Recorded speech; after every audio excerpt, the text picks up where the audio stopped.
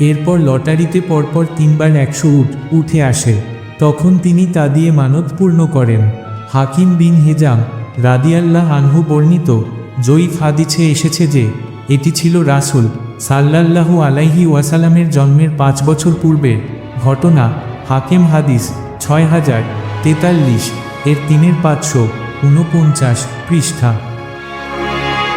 উক্ত ঘটনাটি প্রমাণিত নয়, তবুও যদি সত্য হয় তাহলে এতে ইঙ্গিত রয়েছে যে আল্লাহ আব্দুল মুত্তালিবের মানত পরিবর্তনের মাধ্যমে আব্দুল্লাহর উরসে তার শেষ নবীর জন্মকে নিরাপদ করেছেন।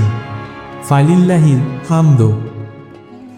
নিঃসন্দেহে আল্লাহর কৌশল বুঝা বান্দার পক্ষে আদৌ সম্ভব নয়।